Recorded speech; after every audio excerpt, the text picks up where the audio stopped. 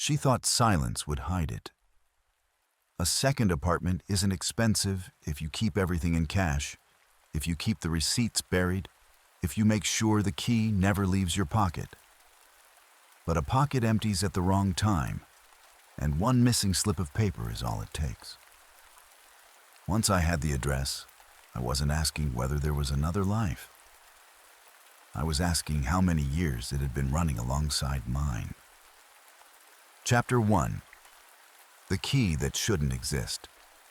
It started with a key that shouldn't have existed. A small piece of metal, no markings besides the grooves, identical enough to every other in the drawer, but entirely out of place.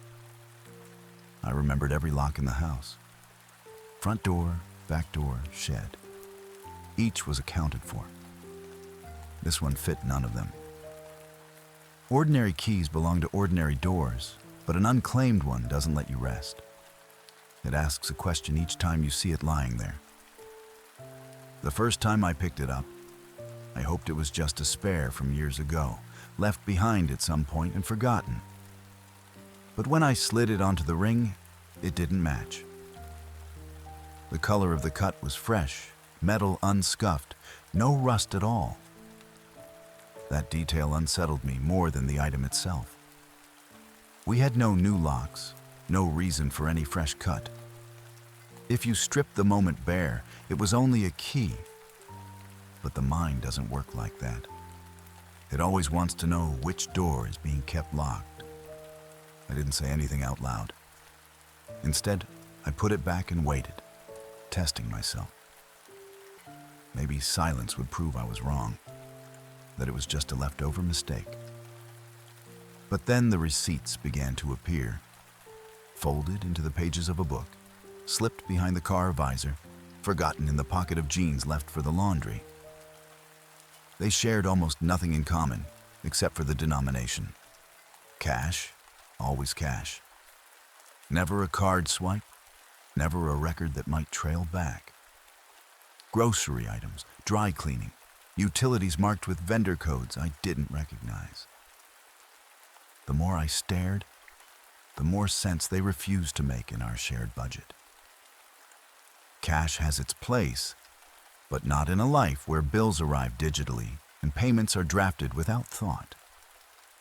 A cash-only pattern is a strategy. People hide with cash because it leaves few fingerprints. That was when the weight settled in. The receipts and the key weren't separate issues. They were halves of a locked circle. I wanted to believe the easier version. Misplaced items, harmless purchases. But the feeling stayed. It was like standing in a hallway of your own house and spotting a door frame you'd never seen before. Once you see it, you can't forget it. You imagine what's on the other side, even if you never touch the knob. So I made a choice to do nothing visible. No questions at the dinner table, no late-night accusations. Instead, I started memorizing details. Dates printed on the slips, watermarks in the ink, the faint outline of an address where it had been torn. Each clue was too ordinary to explain away. Together, they were instructions pointing somewhere else. The first time I traced one, the street number matched the key tag. Not our street, not our name. An address that belonged to her, but not to me. In that instant, possibility hardened into fact. Once you know a key belongs to a lock, you can't not look for the door. Chapter 2. The apartment that looked like a replica. What do you feel when you step into a room that looks like your own, but everything inside belongs to someone else? The first turn of the key was stiff, like it hadn't been used in a few days.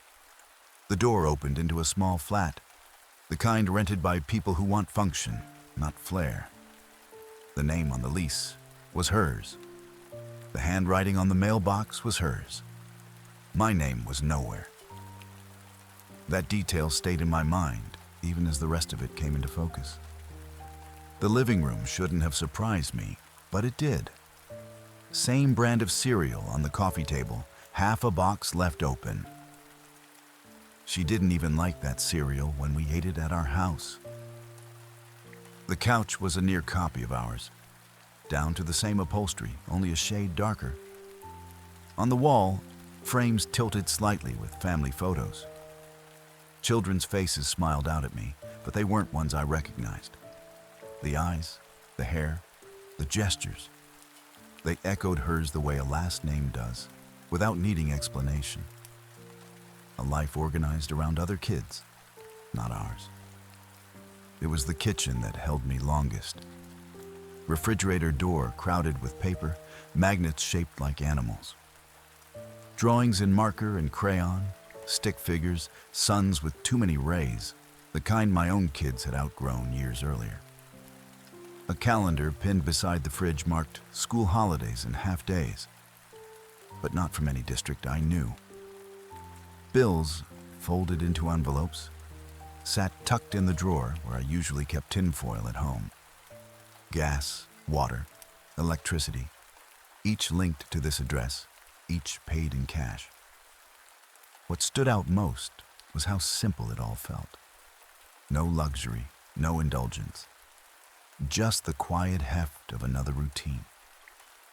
Researchers sometimes write about double lives as acts of mimicry, not grand gestures, not secret mansions, but duplicates.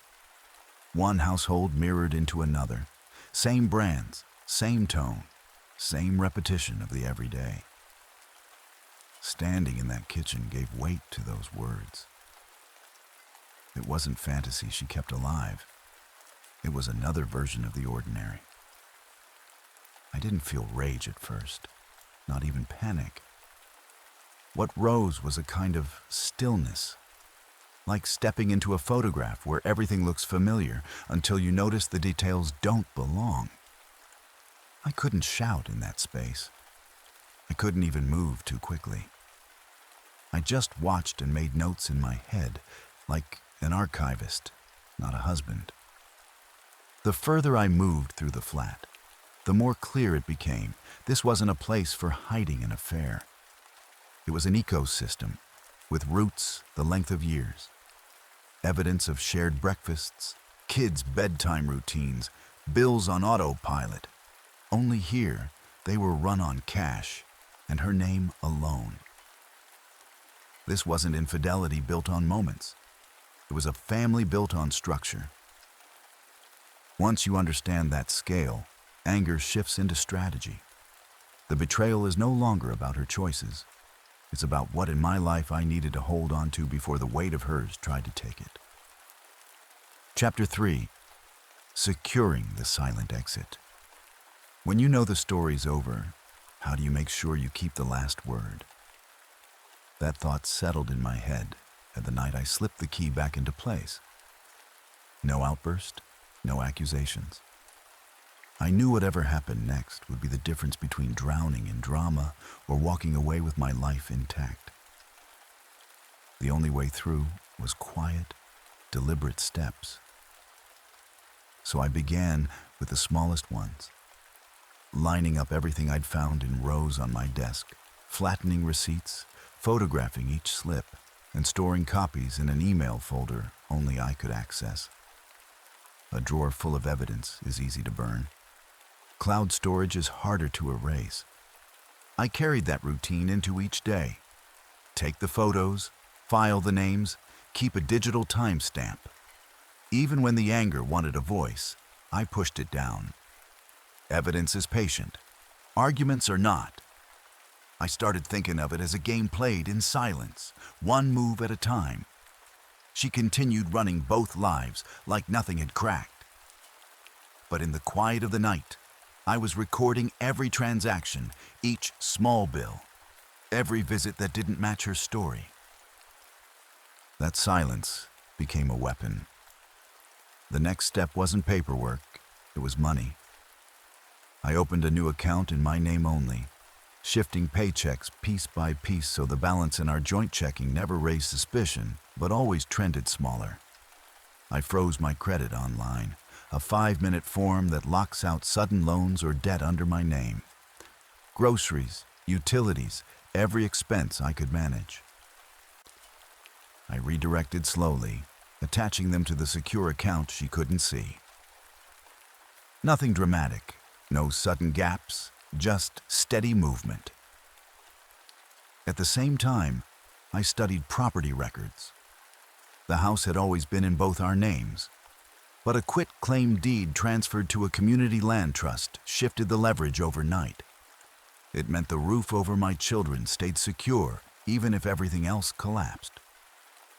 Papers stamped at the registrar's office hold power arguments don't. Each step laid brick on brick, and for the first time, I wasn't thinking of the betrayal. I was thinking of insulation. Strategy filled the spaces where rage would normally burn. Each night I checked backups, printed copies, sealed them in old file folders marked with harmless labels. Every action was small enough to miss by anyone not looking closely. Together, they built a wall. She laughed at dinner, answered texts, went about her days unaware that the ground was moving beneath her. The end came without shouting. The day divorce papers were delivered, she didn't slam a door or argue. She read them quietly, eyes tracing lines that confirmed she had lost months before. Her look wasn't disbelief, it was recognition. The game ended back when the key slipped from her pocket. A secret can live for years, but the moment light touches it, collapse happens fast.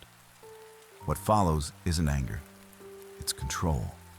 Conclusion: betrayal tears at trust in ways nothing else can reach. What steadied me wasn't rage, but the paper in my hands. Receipts, contracts, dates I could prove. The heart falters. Documents do not. It's tempting to measure everything in anger, but survival depends on thought. The choices I made weren't explosive. They were slow, measured, irreversible. Rage gives you noise. Evidence gives you outcomes. So if you take anything from this, let it be this. Scraps of paper, a key, a quiet plan that is enough to rebuild life. Silence and strategy carry farther than fury ever will. Hey, it means a lot that you stayed to the end. If this story found you at the right moment, please subscribe and share it with one person who'll get it. Tell me in the comments what you'd have done differently or exactly the same. I'm Jason, and this is Wild Narratives.